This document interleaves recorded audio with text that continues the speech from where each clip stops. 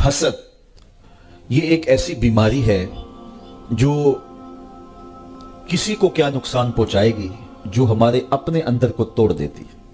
میرے حضور نے فرمایا حسد نیکیوں کو یوں کھا جاتا ہے جس طرح سوکھی لکڑیوں کو آگ کھا جاتی ہے۔ کسی ایک کونے میں آگ لگ گئی تو پھر بھڑکتی ہے تو وہ سارا ایندھن جلا کے راکھ کر دیتی ہے۔ تو نیکیاں آپ نے ڈھیروں اکٹھی کی ہوں، اور نیکی یوں ہی تو نہیں بنتی، نیکی کے لیے ایک ماحول پیدا کرنا پڑتا ہے، پھر اس نیکی کو نیکی بنانے کے لیے خلوص پیدا کرنا پڑتا ہے۔ تھوڑی سی ریا بھی آ گئی تو نیکی نیکی نہیں ہے۔ تو خلوص کے ساتھ جو نیکی کی، پھر اس کا خزانہ جمع کیا، حسد کی ایک چنگاری نے سب کو جلا کے راکھ کر دیا۔ اور حاسد اپنے آپ کو بھی جلاتا ہے، اپنی صحت بھی بگاڑتا ہے، اور محسود کے نامہ اعمال میں اضافہ کرتا ہے اور اپنے نامہ اعمال کو برباد کرتا ہے۔ تو اپنے آپ کو اذیت سے بچانے کے لیے ہمیں اپنے اندر کی صفائی کی طرف توجہ دینی چاہیے۔ حضرت عبداللہ بن عمر بن عاص رضی اللہ تعالی عنہ فرماتے ہیں، ہم حضور کی مجلس میں بیٹھے ہوئے تھے، کیا خوش نصیب لوگ تھے۔ ہمارے استاد ہوتے تھے سر محمد علی حاشر، اللہ ان کی قبر پہ کروڑوں رحمتوں کا نزول کرے۔ تو وہ جب بات کرتے تھے تو بڑے ناز سے بات کرتے تھے۔ میں اقبال کی مجلس میں بیٹھا ہوا تھا، میں مولانا ظفر علی خان کے پاس بیٹھا تھا کہ فلاں بڑے جو ہے وہ سخن کے امام آئے اور یہ بات ہوئی۔ تو ہم اس وقت چھوٹے ہوتے تھے تو ہمیں بڑی حیرت ہوتی تھی کہ یہ کتنے خوش نصیب ہیں، کتنے بڑے بڑے اساتذہ سخن کی صحبت میں بیٹھے ہیں۔ تو یار جو اقبال کی صحبت میں بیٹھا ہے، جو مولانا کی صحبت میں بیٹھا ہے، وہ تو ناز کرے۔ اور صحابی کتنے فخر سے کہتے تھے ہم حضور کے پاس بیٹھے ہوئے تھے۔ کیا خوش نصیب لوگ تھے جنہیں حضور کی مجلسوں میں بیٹھنے کا موقع ملتا تھا۔ اللہ اکبر۔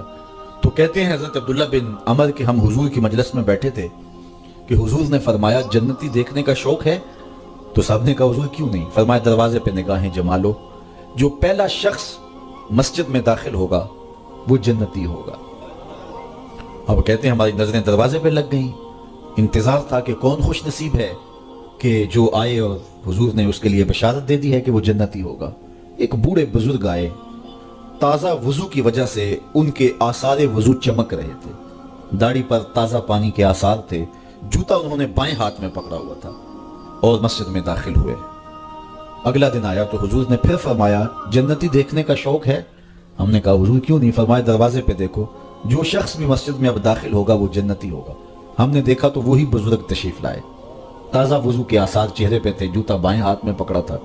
تیسرے دن حضور نے پھر فرمایا جنتی دیکھنے کا شوق ہو تو دروازے پہ دیکھو، جو پہلا شخص اندر داخل ہوگا وہ جنتی ہوگا۔ کہتے ہیں جب نظریں دروازے پہ جمی تو وہی بزرگ نمودار ہوئے، اور حالت بھی وہی تھی۔ کہتے ہیں کہ جب مجلس اختتام کو پہنچی، لوگ گھروں کو پلٹے، تو میں اس بزرگ کے پیچھے چل پڑا۔ میں نے کہا کہ بابا جی میری والد گرامی سے کوئی شکر رنجی ہو گئی ہے، تو میں کچھ دن تمہارے ساتھ گزارنا چاہتا ہوں، تو کیا مجھے آپ اپنے ہاں رکنے کی اجازت دیں گے؟ انہوں نے کہا آ جاؤ، کوئی بات نہیں۔ وہ مجھے اپنے گھر لے گئے۔ کہتے ہیں میری لالچ یہ تھی کہ میں دیکھوں کہ یہ عمل کون سے کرتے ہیں، کہ رسول کریم نے فرمایا جنتی دیکھنا ہے تو دروازے پہ دیکھو۔ تینوں دن یہی دکھائی دیتا رہا، تو میں اس لالچ میں ساتھ تھا۔ خیر رات پڑی تو انہوں نے مجھے بستر لگا دیا اور ساتھ ہی چارپائی پہ خود بھی لیٹ گئے، لیکن میں طاق میں تھا کہ میں دیکھوں کہ رات کو یہ عبادات کس کس قسم کی کرتے ہیں۔ تو بظاہر تو میں لیٹ گیا اور سو گیا، لیکن میں جاگ رہا تھا اور میں اس طاق میں تھا کہ ان کے معمولات دیکھنے۔ ساری رات گزر گئی، وہ سوئے رہے۔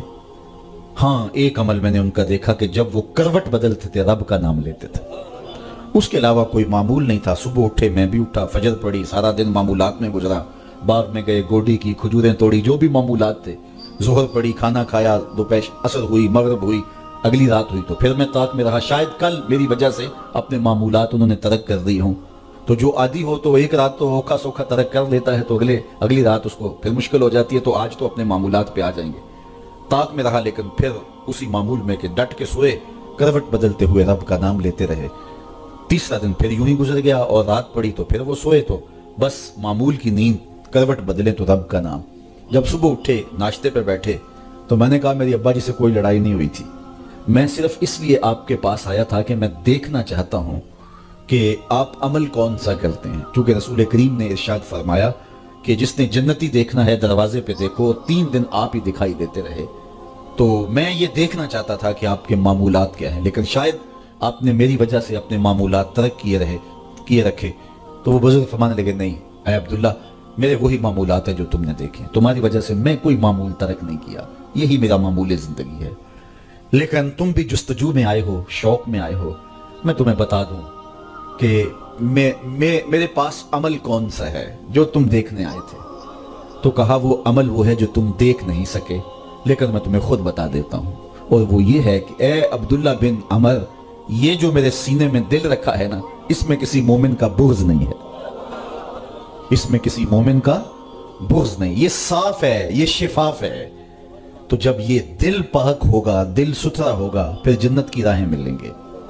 हमने अपने दिल में क्या क्या रखा हुआ है, इसका बुग़्ज़, उसकी दुश्मनी, उससे बैर, ये आगे चला गया, हम पीछे रह गए, इसको ये मनसब मिल गया, मैं कहां खड़ा हूं, ये हम इकट्ठे चले थे, ये बहुत आगे निकल गया, रिश्तेदार की टेंशन, हमसायों का मसला, शरीकों के मामले, क्या क्या मामले इस छोटे से दिल में रखे हुए। हमने इस दिल को नफरतों से भर दिया, इसको प्यार से भरना था। किसको पत्थर मारे नासिर कौन पराया है, दिल के शीश महल में एक एक चेहरा अपना लगता है। वो किसी ने कहा था कि पता नहीं लोग नफरतों के लिए वक्त कहां से ले आते हैं, हमारे पास तो मोहब्बतों के लिए वक्त नहीं है। तो इस दिल को तो मोहब्बतों से भरना था, इस दिल को तो शफाफ रखना था, इस दिल को तो मुज़क्का और मुशफ़्फ़ा रखना था, लेकिन इस दिल को हमने नफरतों से भर लिया और खुद तंग हो गए। हमारी अपनी जिंदगी अज़ियतों में मुब्तला है, तकलीफों में मुब्तला है, हम लोगों के लिए ज़हमत बने हुए हैं, जबकि हमारा वजूद अल्लाह की मखलूक के लिए रहमत बने।